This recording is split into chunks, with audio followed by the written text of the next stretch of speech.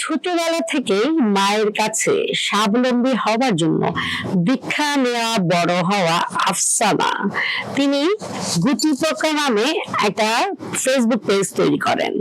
তিনি ছোটবেলা থেকেই রং তুলিতে বিভিন্ন নকশা তৈরি করতেন। ঠিক তেমনি কাপড়ের উপর চমৎকার চমৎকার রং তুলিতে নকশা তৈরি করার কাজকে তিনি পেশা হিসেবে নিলেন।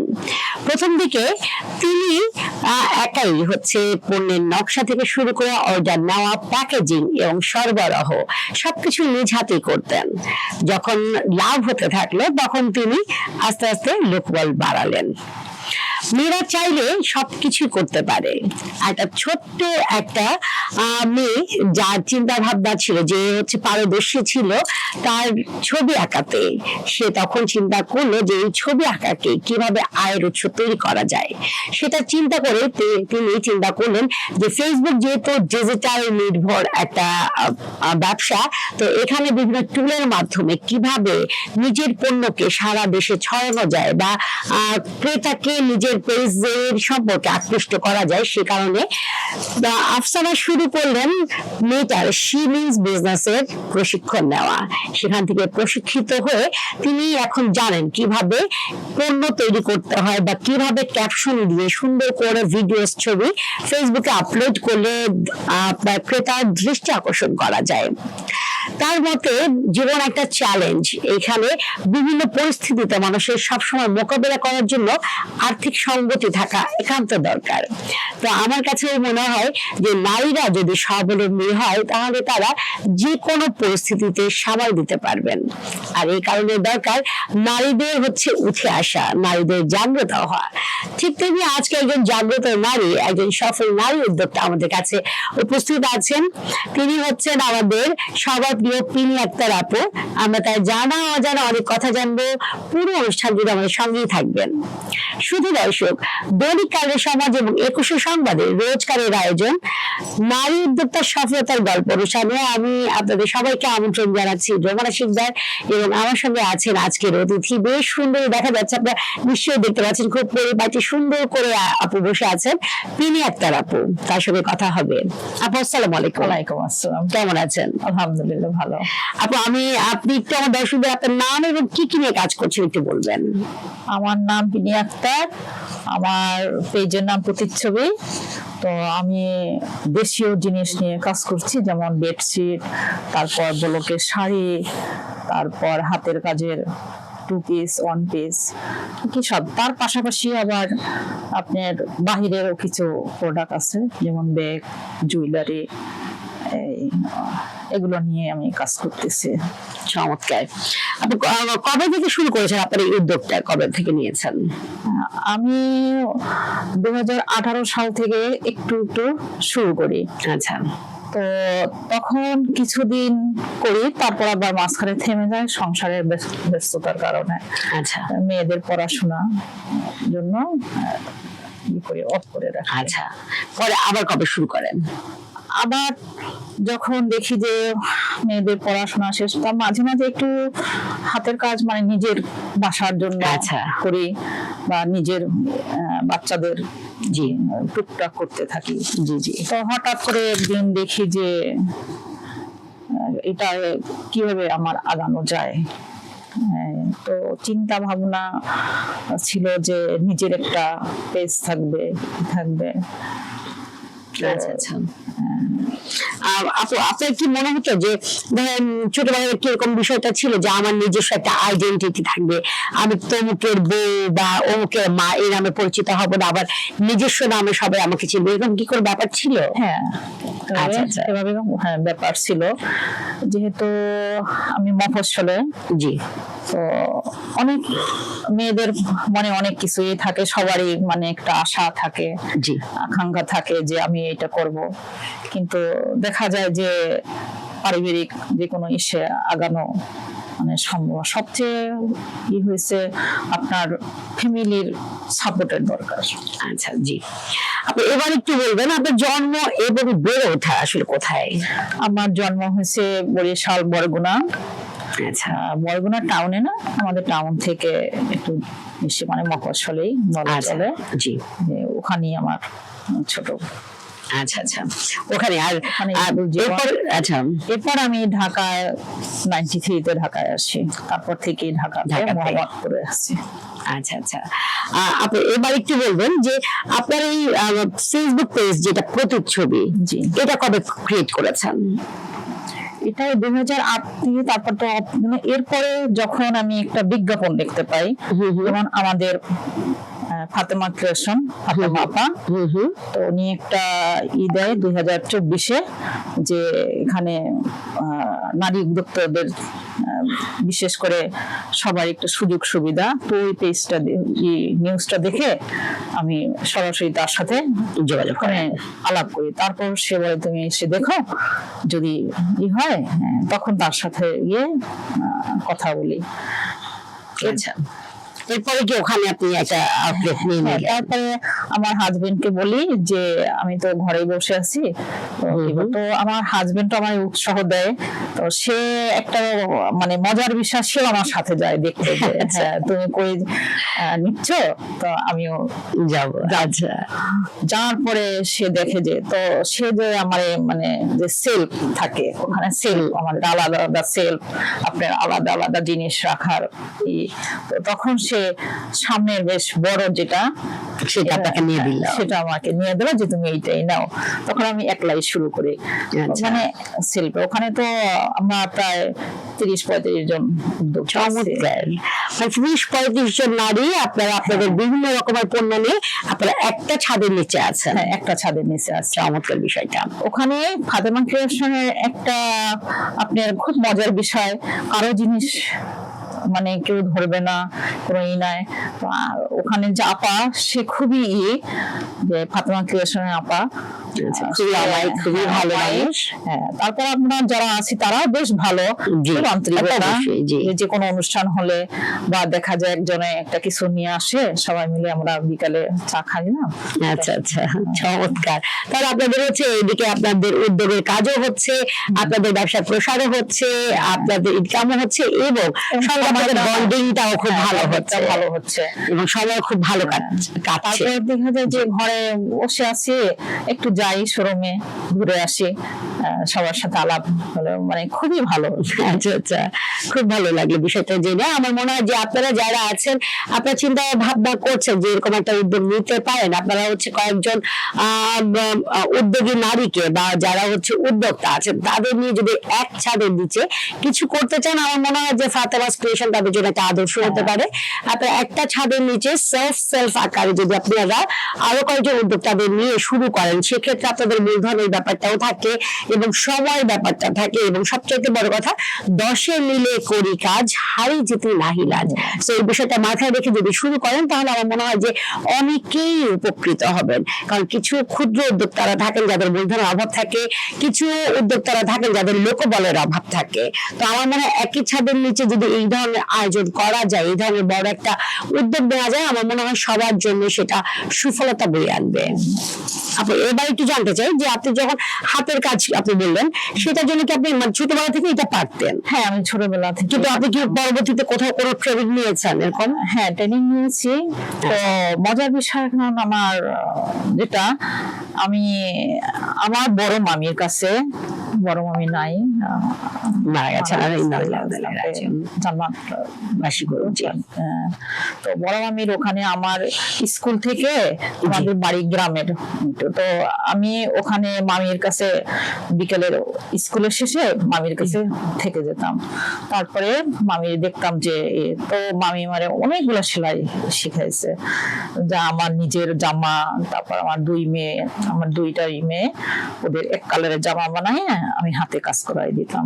আচ্ছা আচ্ছা, আমি নিজে করতাম যখন অবসর টাইম, ওদের পড়ানো অবস্থায়, আর এদিকে আমার হাতের কাজ। আবার দেখা যায় যে আমি কোচিং এ ওদেরকে দিয়ে বসে আছি, আমার হাতে কাজ চলতেছে।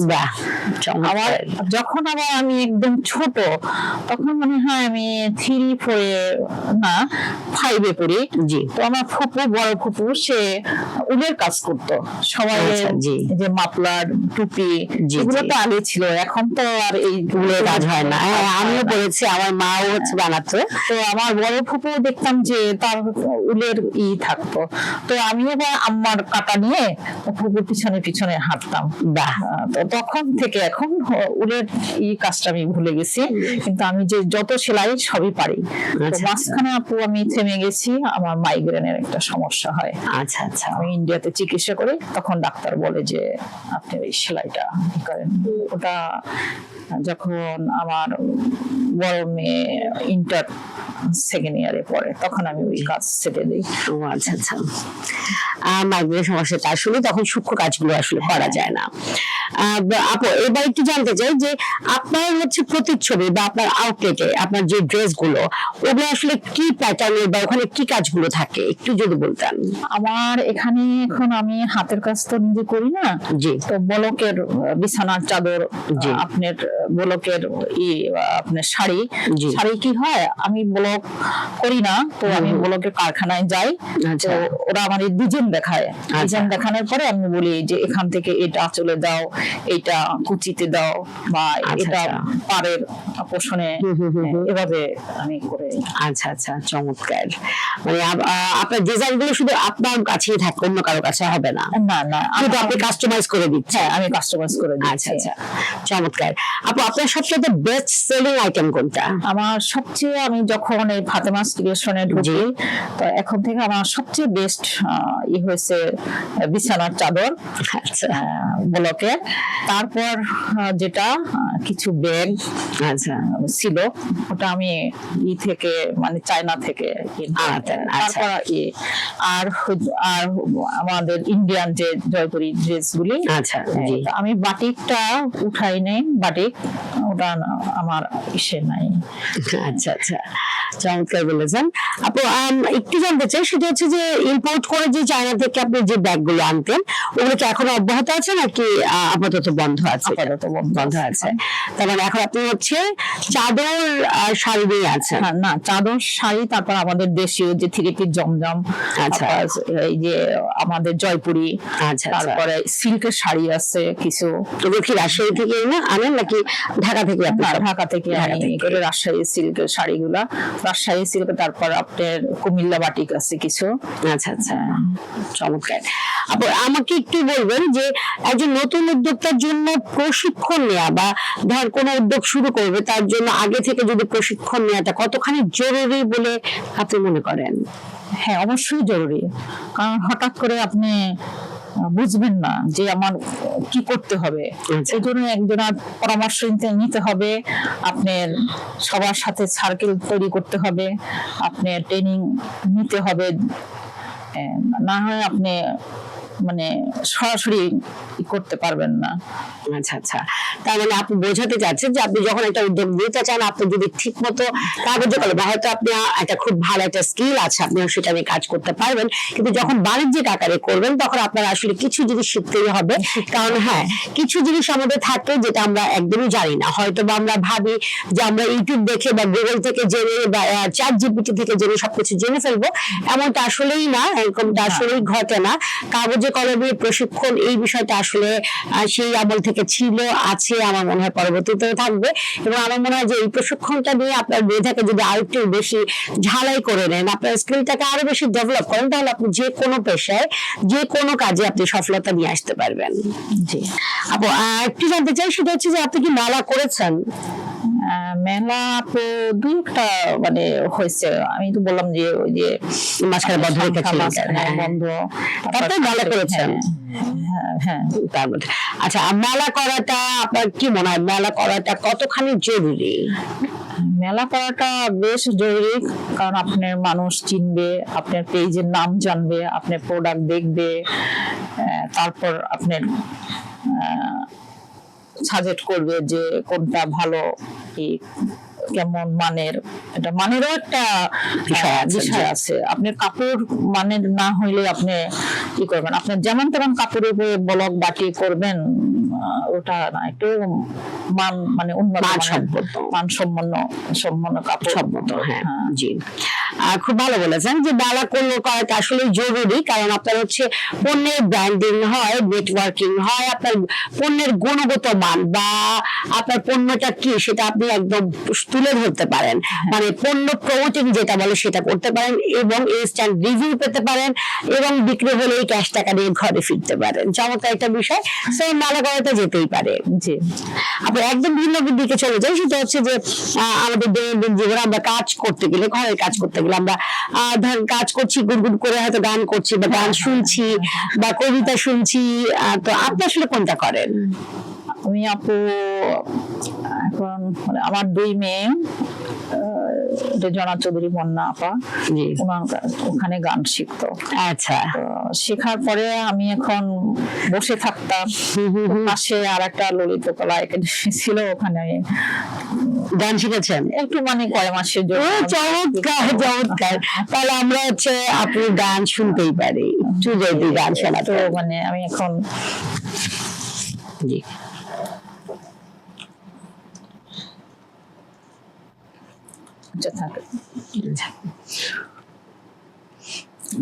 মানে অত তো আমি বড় শিল্পী না, এখন আমি একটু লালন। হ্যাঁ হ্যাঁ অবশ্যই, জি জি। মিলন হবে কত দিনে, মিলন হবে কত দিনে, আমার মনের মানুষের সনে, আমার মনের মানুষের সনে, মিলন হবে কত দিনে, মিলন হবে কত দিনে, আমার মনের মানুষের সনে, আমার মনের মানুষের সনে, চাতক প্রহর নিশি যে আছে কালো শশী, চাতক প্রহর নিশি যে আছে কালো শশী, হব বলে চরণ দাসী, হব বলে চরণ দাসী, ওটা হয় না কপাল বনে, ওটা হয় না কপাল বনে, আমার মনের মানুষের সনে, আমার মনের মানুষের সনে। চমৎকার, খুবই ভালো লাগলো, খুব ভালো গান করেছেন। তার মানে আপনি হচ্ছে আপনাদের মানে আড্ডার মধ্যে মানে আপনি হয়ে যেতে পারেন যে কোনো সময়। খুব ভালো লাগলো আপু। আবার একটু আমরা কাজের কথা ফেরত আসি, সেটা হচ্ছে যে আপনার আপনি এই উদ্যোগ নিয়েছেন, এই উদ্যোগের মাধ্যমে আপনি কি এখনো পর্যন্ত কারো কর্মসংস্থানের সুযোগ তৈরি করে দিতে পেরেছেন? চেষ্টা আছে যে ভবিষ্যতে যদি পারি আমার এটাকে আরেকটু আগায় নিতে। আচ্ছা আচ্ছা, আমার সাথে যদি আর 2-1 জন আসে। আচ্ছা আচ্ছা, খুব ভালো বলেছেন। তার মানে এখনো সুযোগ হয়নি, কিন্তু আপুর খুব ইচ্ছা আছে যদি আমাদের উদ্যোগের দ্বারা যদি কারো কর্মসংস্থানের সুযোগ তৈরি করে দিতে পারেন। খুব ভালো বলেছেন আপু। এবার একটু বলবেন যে ভাই আপনার এই যে হাতের যে কাজগুলো আপনি করতেন, আপনি বললেন যে আপনি নিজেই কাজ করতেন, তো এই কাজগুলো যখন আপনি করতেন তখন আপনার সংসার সামলাতে হয়েছে, বাচ্চা সামলাতে হয়েছে, বাচ্চাদের স্কুল কলেজ কোচিং ছিল, এর মধ্যে আপনি এটা কিভাবে মেনটেন করতেন, এটা একটু যদি ছোট করে বলতেন। আপু যখন আমার প্রথম বাবুটা হয়, জি, তো ঘুমে থাকতো, দেখতাম যে ওর ফ্রক গুলো এক কালারের, জি, আমি কাজ করতাম। তারপরে যখন দেখি যে একটু বড় হয়েছে, ও কোচিং এ, তো কোচিং এ বসতাম আর বাসায় করতাম যে কাজের লোক ছিল, তো বেশিরভাগই রান্নাটা আমি করি। আচ্ছা, রান্না আমি কারো কাছে দেই না, রান্নাটা নিজেই করি। তো তার ভিতরে আমি মানে বসে থাকতাম, দেখতাম মেয়ের পড়া, ও পড়তে বসছে, আমি সুই সুতা নিয়ে এভাবে আমি। আচ্ছা আচ্ছা, তো আমি একটা শাড়ি নিজে করছি, 2টা হাতে সেলাই। এর পরেরটা যখন করতে গিয়ে সেলাইটা খুবই কঠিন, কিন্তু সেলাইটা আমি আর মানে তখনই আমার আস্তে আস্তে ওই মাইগ্রেনের সমস্যাটা দেখা দেয়, তখন থেকে আর এটা কন্টিনিউ করা হয়নি। কন্টিনিউ করা হয়। কিন্তু এখন আপনার উদ্যোগে আপনি যে বললেন সেলাই, ওটাকে আপনি কারো থেকে করিয়ে আনেন নাকি একদম এটা বাদ দিয়ে আপনি শুধু ব্লকে চলে গেছেন? আমি ওইটা বাদ দিয়ে বলকে চলে গেছি। আচ্ছা আচ্ছা, খুব ভালো লাগলো। আচ্ছা, আপনি এবার একটু বলবেন যে ব্লকের শাড়িতে আপনারা হচ্ছে শাড়ির ক্ষেত্রে আসলে কোনটাকে প্রেফার করেন, মানে কোন শাড়িটা দিয়ে আপনারা কাজ করেন? শাড়িটা বেশিরভাগই টাঙ্গাইলের এক কালারের শাড়ি। আচ্ছা, টাঙ্গাইলেরটা বেশি ভালো হয়। এক কালারের যে শাড়িটা দেখা যায় টাঙ্গাইলের শাড়ি এখন, আগে তো টার্সেল দিত না শাড়ি, এখন টাঙ্গাইলের শাড়িতে টার্সেল দেওয়া থাকে, চিকন ধরনের টার্সেল দেওয়া থাকে। তা আবার চিন্তা করছি যে নিজে যদি টার্সেলটা লাগাইতে পারি, একটু ব্লকের সাথে আর একটু যদি অ্যাড করতে পারি, তাহলে দেখা যায় যে আঁচলটা আরো সুন্দর দেখা গেল, ভালো লাগলো। আচ্ছা আচ্ছা, এখন কি আপনারা যুক্ত করছেন টার্সেলটা আপনাদের শাড়িতে? না, আমার ইচ্ছা আছে যে আচ্ছা যুক্ত করবো। আচ্ছা, যতই ভালো ভালো আইডিয়া আছে আসলে আস্তে আস্তে বের হয়, এবং আপনারা চান না হচ্ছে ক্লায়েন্টকে সর্বোচ্চ সুন্দর জিনিসটি উপহার দিতে। আপনি এবার একটু বলবেন যে আপনারা যখন ব্লক করেন, সেই ব্লকের জন্য আসলে আপনার কি মনে হয় যে নিজস্ব কারখানাটা থাকা কি দরকার, এরকম কি মনে হয়, নাকি বাইরে থেকেও করলে প্রফিটটা এইভাবে হয়, মানে আপনার কি মনে হয়? দেখেন, এখন যদি ব্লকের একটা আমরা কারখানা করতে যাই তাহলে অনেক টাকা, টাকার মানে দরকার আছে, অর্থেরও দরকার আছে। তো দেখা যায় ওখানে বিশেষ একটা অ্যামাউন্ট কি হয়ে যায়। তো এই জন্য মানে বাইরে থেকে করালে ভালো। আচ্ছা আচ্ছা, ওই ক্ষেত্রে প্রফিট মার্জিনটা একটু কমে যায়। হ্যাঁ, কমে। আচ্ছা, কিন্তু এককালীন ব্লকের কারখানা দিতে যে অ্যামাউন্টটা ওইটা লাগে। আচ্ছা আচ্ছা, খুব ভালো বলেছেন। তো আপনার কি মনে হয় আপু, যে একজন যারা শুরু করতে চান, একজন নতুন উদ্যোক্তা, আসলে তাকে কি কি ধাপগুলো অনুসরণ করলে তিনি সফলতা আনতে পারেন, এটা যদি একটু ছোট করে বলতেন? প্রথমত তার মানে প্রোডাক্ট কিনবে কোথা থেকে, ওটা নিতে হবে এটা। তারপরে তার ব্লকের কারখানা, ওখানে তার যে শাড়ি যে টাকা দিয়ে কিনলো, ওই টাকার যদি বেশি ব্লকের মানে আপনার চার্জ বেশি হয়, সেক্ষেত্রে দেখতে হবে যে আমার কোথায় আমি কম প্রাইজে পাবো, মানে ওখানে মানে খুঁজতে হবে অনেক, মানে সোর্সিংটা আসলে অনেক রাখতে হবে। আচ্ছা, যেমন আমাদের এই যে ফাতেমা ক্রিয়েশনের যে ফাতেমা আপা, তারও আছে ব্লকের কারখানা। আচ্ছা আচ্ছা, আপনারা কি সেখান থেকে সবাই ব্লক করেন? হ্যাঁ, আমরা মানে সেখান থেকে করেন। আচ্ছা আচ্ছা, চমৎকার। তার মানে আপনারা হচ্ছে প্রত্যেকে বলে না, প্রত্যেকের তরে সকলে আমরা সকলের তরে প্রত্যেকে আমরা পরের তরে। চমৎকার একটা কথা। আপনারা সেটাই প্রমাণ করছেন যে আপনাদের যে উদ্যোগ, যেখানে 30-35 জন দাঁড়িয়ে আছেন, তারা প্রত্যেকেই নিজেদের পণ্য একে অন্যের কাছ থেকে কেনাকাটা করেন। চমৎকার। আপনার একদম শেষ প্রশ্ন যে সেটা হচ্ছে যে বর্তমানে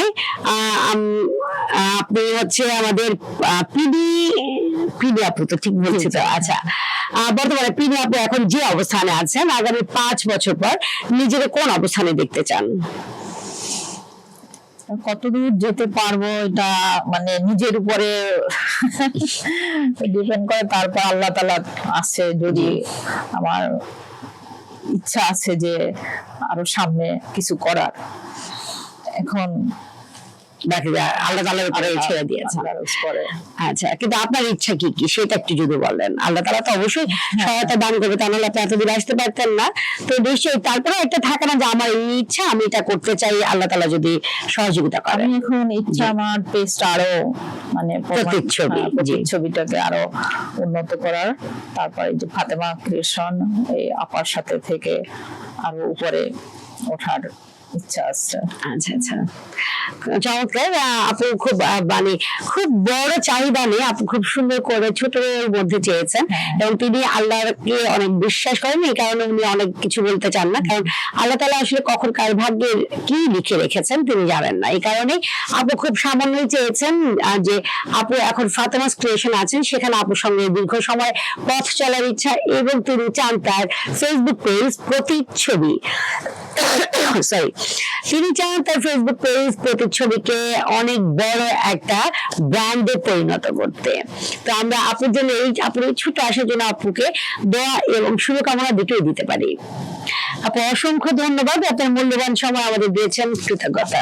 অনেক ধন্যবাদ, আপনার কথা শুনে খুবই ভালো লাগলো। আপনাকে অনেক ধন্যবাদ।